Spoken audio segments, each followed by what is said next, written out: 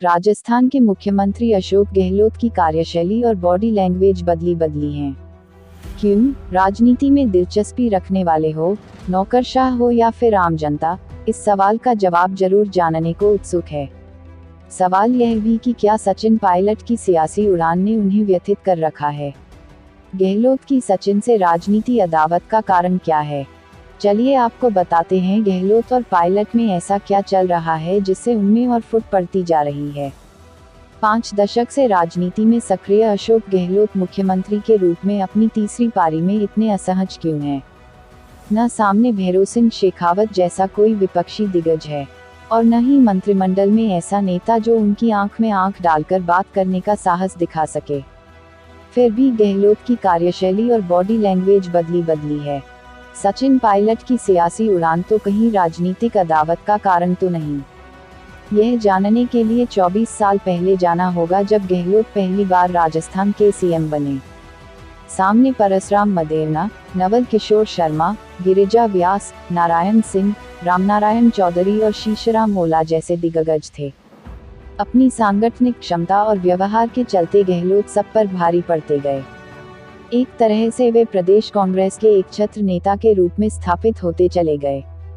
नेतृत्व की कतार में शामिल तमाम दूसरे नेताओं ने उन्हें अपना नेता मान लिया।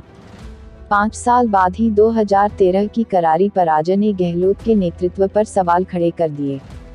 आजादी के बाद प्रदेश के राजनीतिक इतिहास में कांग्रेस पहली बार 21 सीटों पर सिमट गई। कांग्रेस आलाकमान के भी समझ में आ गया कि अपने जिस काम का वे बखान करते रहे उस पर जनता ने भरोसा नहीं जताया। पहले 2003 और फिर 2013 में कांग्रेस सरकार रिपीट नहीं हो सकी। 2013 विधानसभा चुनाव नतीजों के महीने भर बाद आलाकमान ने तब मनमोहन सरकार में मंत्री सचिन पायलट को 13 जनवरी 2014 को कांग्रेस का प्रदेशाध्यक्ष मनोनीत कर दिया। सोनिया गांधी ने जब सचिन को प्रदेश कांग्रेस अध्यक्ष बनाया तो वे महज 36 साल के थे। गहलोत तब 63वें साल में चल रहे थे। इसी साल लोकसभा चुनाव में कांग्रेस सभी 25 सीटों पर चारों खाने चित हो गई तो कार्यकर्ता कांग्रेस के भविष्य को लेकर चिंतित दिखे। ऐसे दौर में सचिन ने कार्यकर्ताओं में उत्साह का संचार किया। पार्टी विधायकों की संख्या कम थी, लिहाजा सचिन ने सदन के बजाय सड़कों पर सरकार को घेरा। कार्यकर्ताओं व जनता को भी लगा कि कांग्रेस को गहलोत का विकल्प मिल गया है। गहलोत तब राष्ट्रीय राजनीति में सक्रिय थे। फिर आए 2018 के विधानसभा चुनाव। सचिन के नेतृत्व में कांग्रेस भाजपा के खिलाफ मैदान में उतरी। कांग्रेस को 100 सीटों पर जीत हासिल हुई। गहलोत के नेतृत्व में कांग्रेस 2008 में भाजपा के खिलाफ सिर्फ 96 सीटें ही हासिल कर पाई थी, यानी बहुमत से 5 सीट दूर। कांग्रेस आलाकमान को लगा कि जो जादू गहलोत नहीं दिखा पाए वो सचिन ने दिखा दिया। मुख्यमंत्री के नाम पर गहलोत और पायलट के बीच खींचतान के बाद आखिर सोनिया गांधी का फैसला गहलोत के पक्ष में रहा। सचिन कांग्रेस के प्रदेशाध्यक्ष रहते हुए उप मुख्यमंत्री भी बने। मंत्रिमंडल चयन में पहली बार गहलोत को फ्री हैंड नहीं मिला और सचिन की पसंद के मंत्री भी बनाने पड़े। सचिन उप मुख्यमंत्री तो बन गए, लेकिन मंत्री के रूप में उनकी शक्तियां कम कर दी गई। यहीं से पर्दे के पीछे की राजनीतिक अदावत खुले में सामने आ गई। सचिन ने गहलोत को अपना नेता नहीं सहयोगी माना। गहलोत को शायद ये नागवार गुजरा। यहाँ तक तो मामला घर की चौखट तक था। 2019 में लोकसभा चुनाव में मुख्यमंत्री गहलोत जोधपुर सीट से अपने पुत्र वैभव को लड़ाना चाहते थे, जबकि प्रदेश कांग्रेस अध्यक्ष के रूप में सचिन पायलट किसी कार्यकर्ता को उतारने के पक्ष में थे।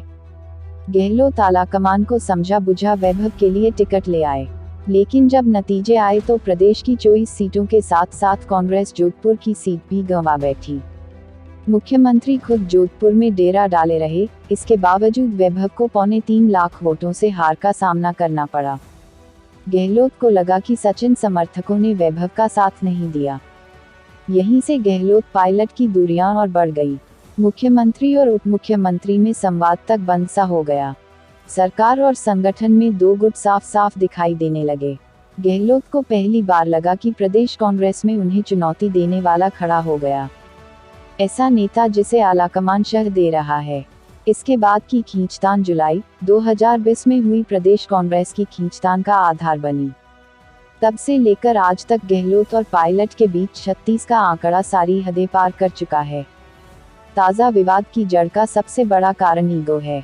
पायलट 8 साल पहले जब कांग्रेस के प्रदेशाध्यक्ष बने तो वे केंद्र में मंत्री भी थे। प्रदेशाध्यक्ष पद पर रहते हुए 4 महीने तक मंत्री भी रहे थे। 2 महीने से गहलोत को राष्ट्रीय अध्यक्ष बनाने की खबरें आ रही थी।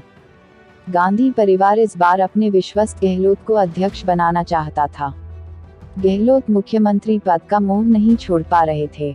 वे चाहते थे कि 2014 में जैसे पायलट प्रदेशाध्यक्ष पद के साथ केंद्रीय मंत्री का पद संभाल रहे थे, ठीक उसी तरह उन्हें भी मौका मिले। वे राष्ट्रीय अध्यक्ष तो बने, लेकिन 3-4 महीने तक मुख्यमंत्री की कुर्सी भी संभालें।